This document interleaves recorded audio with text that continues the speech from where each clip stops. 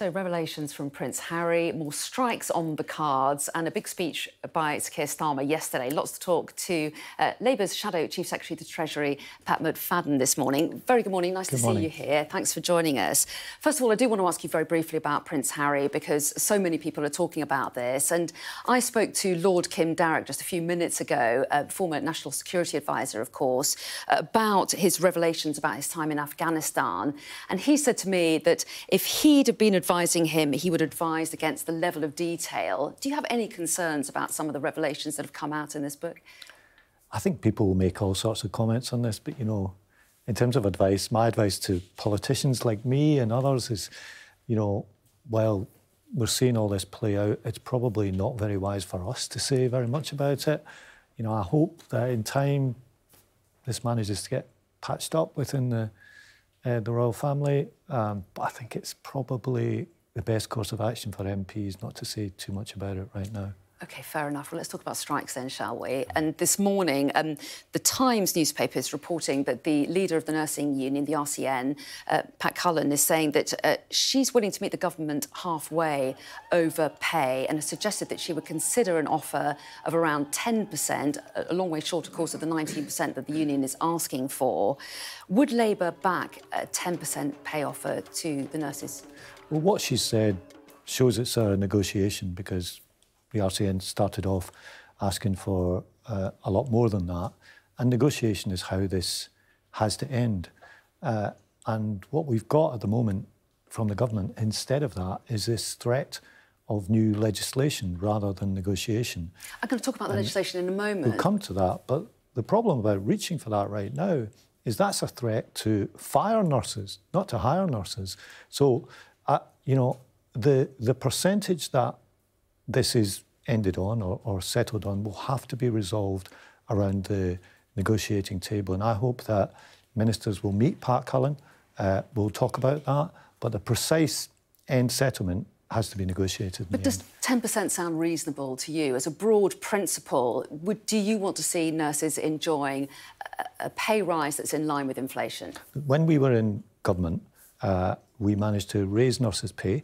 We managed to reduce NHS waiting lists and times, and we left office with the highest levels of public satisfaction in the service ever recorded, and we never had a national strike like now. That's the approach that we'd take, but I'm not going to come out today when I'm not a party to the negotiations and say it should be this percent or that percent. I want nurses to be fairly rewarded, but the precise figure has to be negotiated between their union and the NHS. OK, but I'm not asking for precise figures, but broad principles. Really. You're asking me to commit to a percentage. That's not wise for me to do. That's to be negotiated. But this isn't just a politician ducking the issue. This is how it should be approached. That should be negotiated between the union and the employers around the table. OK, so if it's not ducking the issue, can I ask you if you think that they should get more than the 3%? That's quite a broad range that could go to. More than 3% that's on the table now? Well, these things are usually settled in this way. The union will have asked for a particular percentage or a particular pay level at the beginning. The employers may have awarded something, and usually this is settled with a compromise where maybe not everybody gets what they want or what they said at the beginning of the negotiation. I think that's the spirit in which it should be approached, but the precise figure it's settled on has to be resolved around the table. OK, we heard from Sir Keir Starmer yesterday laying out, he talked about big ideas, he talked about change, and people may take that on board, but don't they ultimately want to have a clear answer on the key issues that the country's facing now? One of those key issues is the strikes, and they feel they're not getting answers from Labour on this. You don't want to put even a broad principle as far as nurses' pay is concerned. Well, I think we have been clear on the strikes. We've said we don't want these to happen. We want the government to roll its sleeves up and get negotiating and to get the nurses back to work, get the trains running again, and in the longer term to improve public services. Now, if you take the NHS, for example, we've produced a very clear plan, fully costed, to train more doctors and more nurses and answer the long-term staffing issues that the NHS is facing, paid for by the abolition of the non-dom tax break. And that's the spirit in which we'll approach these things. We'll come out with a policy, we'll say how it's going to be paid for, and that's the approach that we'll take at the next election. Right now, with this threat of government legislation, what we've got is ministers striking a pose rather than striking a deal. And it's striking a deal that is what has to happen here. Well, on that anti-strike legislation, Keir Starmer yesterday said that he would repeal any new restrictions. But explain to people why it's such a bad idea to have a minimum safety standard, as the government is now calling it, when it comes to crucial industries like fire, rail and ambulance services. Why is that such a bad idea? Even the Secretary of State for Transport has said that it would have no impact on the current strikes. And in the longer term, the Department for Transport's own assessment of this legislation thought it could lead to more disputes in the future rather than fewer. So what I think, what I see when I see the government doing this is really an admission of failure.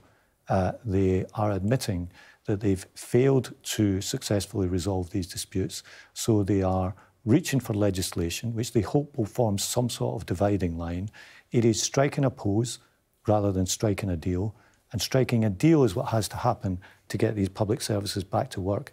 And beyond that, even when we don't have strike days, and we've got a lot of strike days right now, but even when we don't, if you look at public services right now, can we say there's a single public service that's working better now than 13 years ago when the Conservatives came to power? They've gone backwards. So the challenge for ministers isn't just resolving the current disputes, it's what are they going to do about public services in the future? But there are already laws, aren't there, that ban the police from striking, and there are already rules around nurses going on strike. They have to make sure that they only walk out if it doesn't risk the well-being of patients. So do you agree with those rules? And is this not just along the similar lines? There are laws around striking. Members have to vote for this in a ballot. Notice periods have to be given and so on. These are not the kind of wildcat strikes that we saw in the 1970s. I wish they weren't happening. I want to see the waiting list coming down. I want to see the trains running and so on. But these strikes have been voted for by the members. So I think the response from ministers shouldn't be a legislative one. It should be a negotiating one. And we're not seeing that at the moment. And that's why these are rumbling on now into 6 months or more. OK, well, Pat McFadden, we appreciate your time this morning. Thanks so much for coming in. Thank you.